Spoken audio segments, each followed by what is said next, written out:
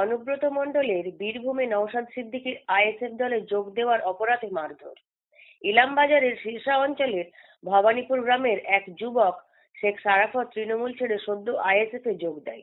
গত শুক্রবার বোলপুরে আইএসএফ এর পার্টি অফিসে গিয়ে পতাকা হাতে তুলে নেন। জানা গেছে, শেখ সারাফত সিরসা অঞ্চলের তৃণমূলের পঞ্চায়েত সদস্য। আইএসএফ এ যোগ দেওয়ার পরেই শেখ সারাফতকে টার্গেট করে স্থানীয় তৃণমূলের নেতারা।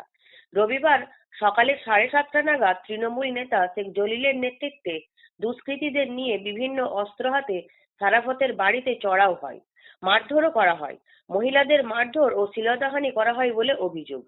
ইলামবাজার থানায় লিখিতভাবে আক্রান্ত শেখ সারাফতের স্ত্রী পুলিশকে জানান, তৃণমূল নেতা ও তার সঙ্গে থাকা দুষ্কৃতীদের হাতে ছিল বিভিন্ন ধরনের অস্ত্র, যা দিয়ে আমার স্বামীকে খুন করার চেষ্টা করেছিল তারা। প্রতিবেশীরা এগিয়ে আসলে তাদেরও মারধর করা হয়। তৃণমূল ছেড়ে আইএসএফ দলে যোগ দেওয়ার কারণেই মারধর করার অভিযোগ শেখ সারাফতের স্ত্রীর। আমাকে মারলো, এসে লাঠি দিয়ে মারলো, এখানে ঘুষিয়ে মারলো। সালামের ছেলেরা এসেছিল, উজির এসেছিল, সানাওয়ালার একটা ছেলে এসেছিল আজিম, সালামের আরো দুটো বেটা ছিল। মিথ্যা অপবাদ দিয়ে দেখে পাঠিয়েছিল। রাতের বেলাতে আমাদেরকে গিয়েছিলাম, আমাদেরকে বলছে যে মার্ডার করতে এসছি, সিআই করতে এসছি। সকালে উঠে মারধর করেছে। সকালে বাড়ির সামনে গেটে তার সামনে ছিলাম, এসেই মারধর করলো। এক মহিলাকে বেধড়ক মারধর করার অভিযোগও উঠেছে তৃণমূল নেতার বিরুদ্ধে।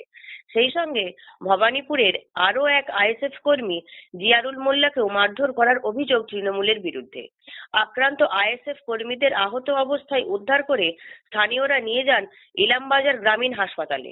সেই সঙ্গে ইলামবাজার থানায় তৃণমূল নেতা শেখ জলিল সহ তার সঙ্গে থাকা দুষ্কৃতীদের বিরুদ্ধে অভিযোগ জানানো হয়েছে। এই বিষয়ে স্থানীয় আইএসএফ নেতা মনিসুর রহমান বলেন, বীরভূম জেলায় আমাদের সংগঠন দ্রুত বাড়ছে।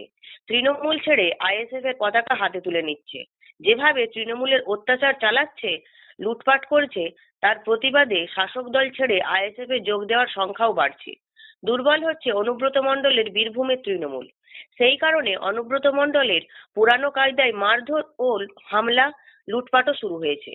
হামলার ঘটনা ঘটলেও জেলায় আইএসএফ আরো বাড়বে, দাবি নেতাদের। ধর্মনিরপেক্ষ নেতা হিসেবে মানুষের মৌলিক অধিকার তুলে ধরে যেভাবে দিন দিন জনসমর্থন বাড়ছে নওশাদ সিদ্দিকীর, তাতে ভয় পেয়ে হামলা চালাচ্ছে তৃণমূল। এভাবে হামলা মারধরের ঘটনা ঘটিয়ে আইএসএফ এর সমর্থন আটকানো যাবে না বলে দাবি নেতৃত্বের। আরও আপডেট পেতে সাবস্ক্রাইব করুন বিডি নিউজ।